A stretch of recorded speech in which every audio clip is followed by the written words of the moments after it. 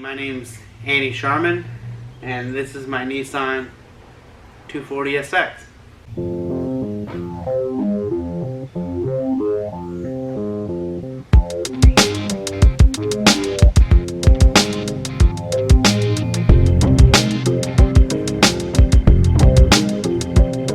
I'd say I got into cars at a young age. My dad actually used to have a 1967 Pontiac Le Mans. It was an ugly green color. But I remember helping him sand it down in the garage and getting ready to paint it. Unfortunately, we fell on some harder family times and he had to sell it. But growing up, I've had, my uncles. My uncle raced modified, so I remember, going into the pits and watching him get ready and watching the races and neighbors building their cars. And when I was finally old enough, when I was 16, I actually bought my first figure 8 car, and me and a few friends actually started building front wheel drive figure 8 cars and racing those. I raced those for a few years, and then I got to college, and it just wasn't something I could afford to do anymore. In college, I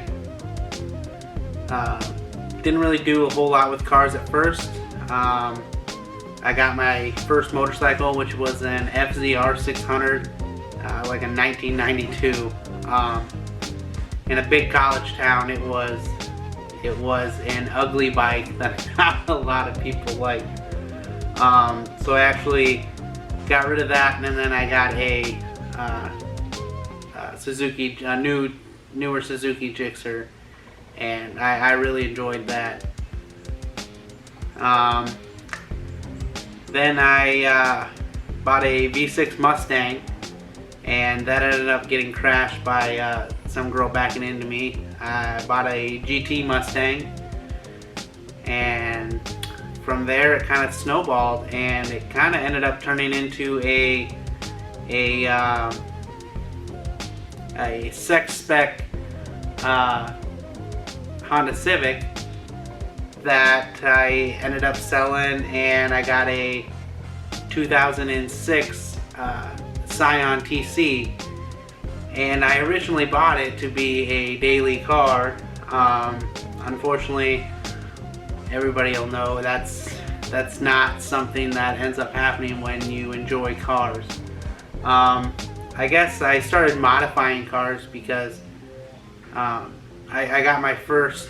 It was a car that kind of turned heads, and my Civic really turned heads, and I kind of wanted to do that with something else, but I didn't want to do the show style type. I still liked the look and appearance thing, and obviously by the looks of this, that's something that's never going to go away. But I wanted something that was quick and fun, so I ended up actually turbocharging my Scion TC and put way too much money into a salvage title Scion TC. But it actually turned out and looked pretty good. I work as a parts specialist for Windstar Lines, and that's how I afford to do, or barely afford, I guess, to drift now. No, actually, drifting was, I always kind of liked drifting. I always kind of wanted to do it. It wasn't something I thought I could do, but with the Scion, me personally, I kind of noticed in the drag community, and that's what I wanted that car to be, was something to be fast, and at the time I thought it was something fast, but unfortunately, that crowd didn't, and I ended up catching a lot of flack for it. So I actually was ready to leave the game for Nissan, or for the drag racing community, actually relatively quick.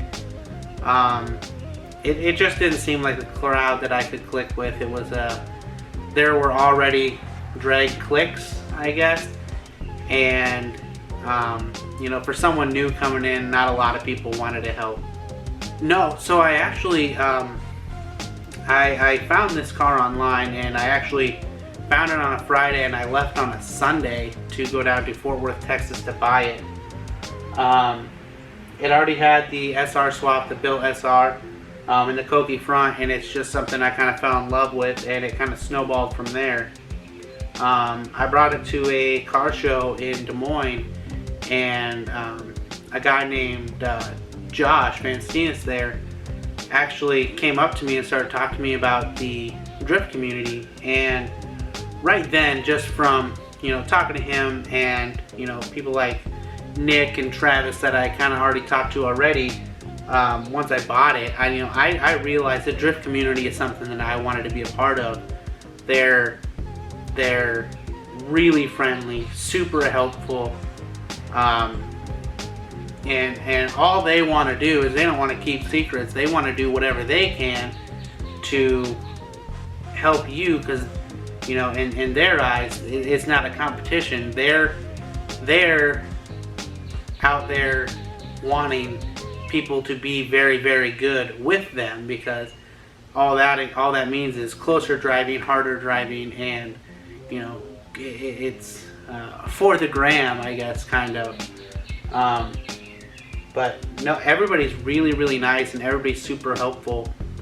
I had an event where I had an injector go bad. At that time, I didn't know it was an injector. I thought it was a MAP or a boost leak or something like that. And I had a crowd of people around the car actually really helping, and that felt really, really good. And on track, when things weren't going my way and I couldn't quite figure stuff out, guys were more than willing to park their cars. Guys who were really, really good. One time, I was out driving, and Josh actually hopped in my car and rode with me, and he was telling me, push harder here, go faster here, start your initiation here, swerve here. And it really, really helped, and I really appreciated that. And I don't know if you can get that in any other kind of car community. Well, it's a Nissan 240SX S13. It's got an S14 Koki front end, D-Max kit all around. It's an S14 SR20 DET. It's bored 20 over with your basic bolt-ons, front mount, equal length manifold, S15 turbo, Sparco race seats, homemade harness bar, twisted motion handbrake, a Caleb Quanbeck hydro handle, spec stage 3, 6-putt clutch, chassis mounted wing, 55mm over fenders, 50mm over front fenders. Right now it sits on Aodhan 18 by 9.5 plus 20 front, and 18 by 11 plus 15 Aodhan rears.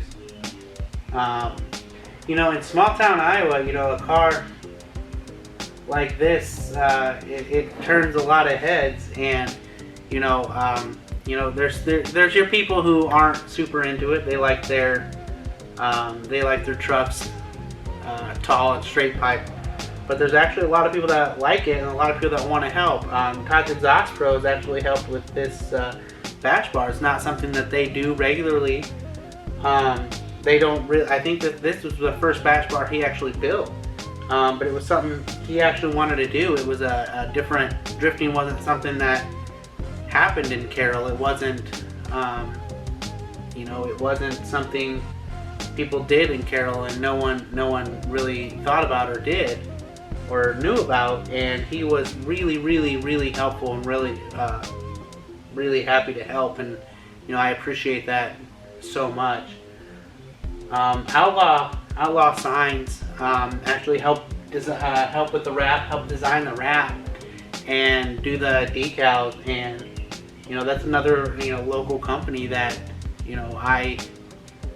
I really enjoy getting their name out there for the drifters and other car community. That's something that hey, Carroll has something to offer, and you know, we may be small town, we may be Iowa. It's a little bit of a throwback when you come here. No, it's a family affair, and you know, Kyra helps with the car, and Britt loves driving it, and you know, Kyra likes sitting in the car and having fun, and you know, we like going to events together. And no, cars is definitely something we enjoy as a family.